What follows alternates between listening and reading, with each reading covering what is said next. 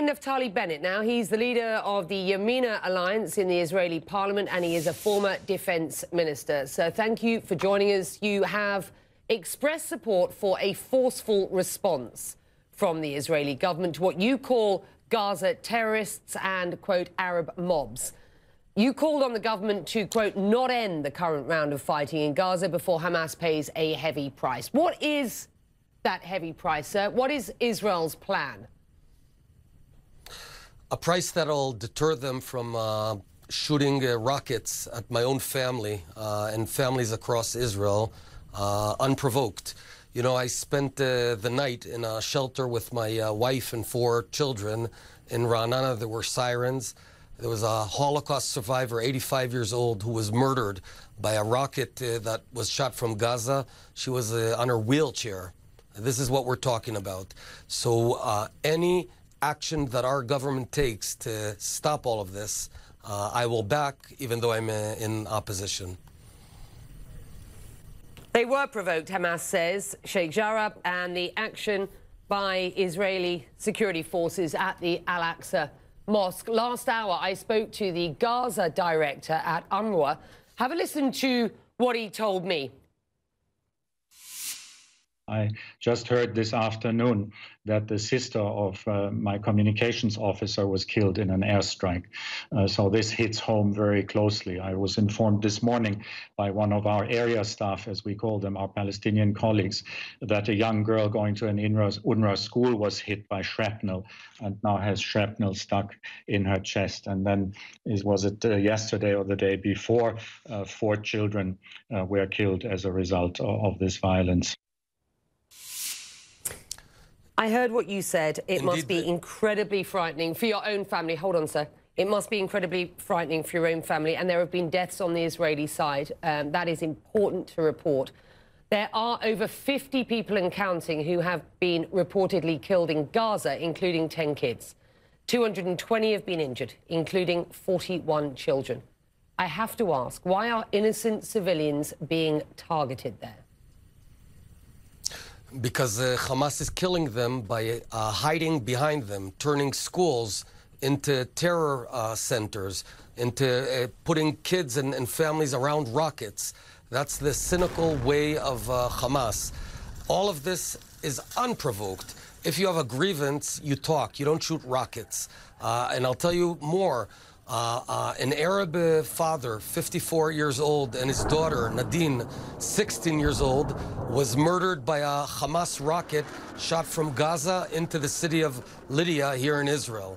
So when I say it's indiscriminate murder, I mean that. We handed the Palestinians Gaza. All of Gaza, take it, it's yours. And they created a state. There is a Palestinian state. They could have turned it into paradise. They decided to turn it into a terror state. Sir, the UN has called on Israel to, quote, respect international humanitarian law, which stipulates airstrikes should only be directed at military objectives. How can any strikes on Gaza, which is such a densely populated area, be targeted at military sites only? It doesn't suggest that Israel is respecting international law, or that perhaps, will you admit that these airstrikes have been indiscriminate? Absolutely not. Perhaps you suggest that we just lay back, let them shoot rockets at us, not shoot back because they're hiding the rockets behind women and children. Would you do that, Becky? If your family was under fire, would you suggest that your government not defend you because they're hiding the guns and rockets behind civilians? Naftali Bennett, we should call a spade here. Israelis and Palestinians are not on an equal footing, are they? And they haven't been for decades. From a military perspective, Israel's capabilities blow the Palestinians out of the water. And that's an understatement. Do you accept that it is Palestinian citizens and civilians who are suffering the most from this offensive being carried out, sir?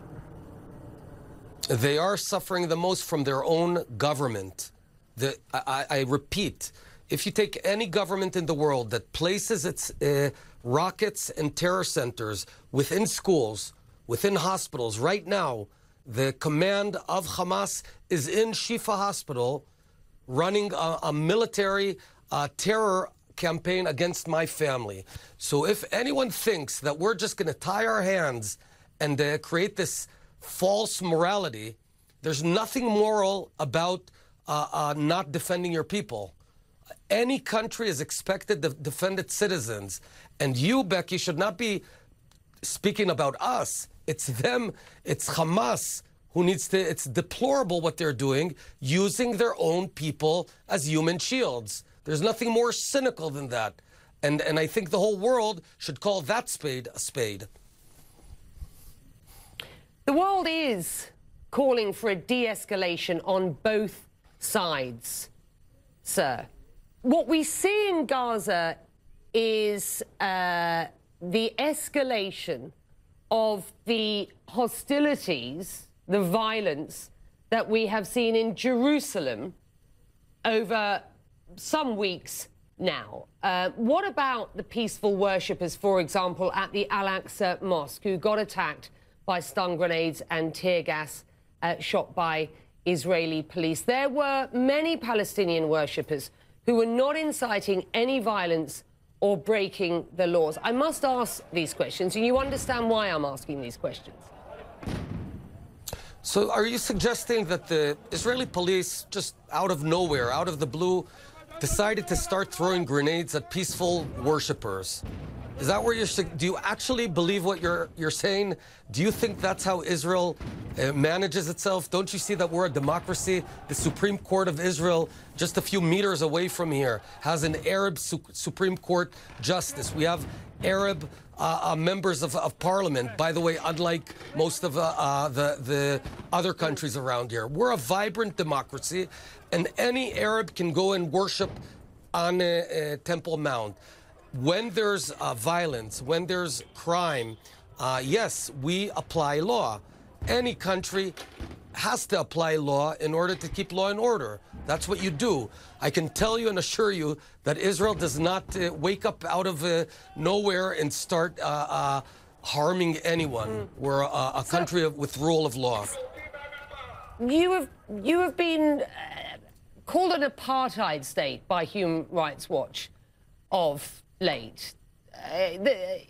This is the occupiers versus the occupied. This is asymmetric, isn't it, at this point? Let's just have a listen to what Hamas's leader had to say. I want to report on what is being said across the board here. Just have a listen. If Israel wants to escalate, we are ready for it. And if it wants to stop, we're also ready. If they want to remove their hand over Jerusalem, we're ready. Israel does hold all the cards in Jerusalem, Naftali Bennett, yet the city has never been more divided. Where does this end, sir? Actually, the city has been way more divided. When it was under Arab rule, Jews were forbidden to go to the Wailing Wall. While it's under Israeli rule, and it'll continue to be under Israeli rule, any Muslim, any Christian, any Jew can enjoy the freedom of religion. So actually, it's been way more divided. Now it's united. Let's get to the yes, question. Where there does are this tensions. End? Where does this end, is the question. Oh, it ends very simply. The moment they decide that they don't want to annihilate us, this all ends. That's all. You know, not many of your viewers understand the reality that we're surrounded by folks who explicitly say they want to kill all the Jews. It's a very strange feeling. So, you know, when I go to work, I've got 4 kids, my wife, they want to kill us. We don't want to kill them. So it's asymmetric, you're right. The moment they give up their desire to annihilate the Jewish people in the Jewish land, there'll be peace. What about the chance of death to Arabs of late in Jerusalem? Excuse me? What about the chance of deaths to Arabs by Jews in Jerusalem of late?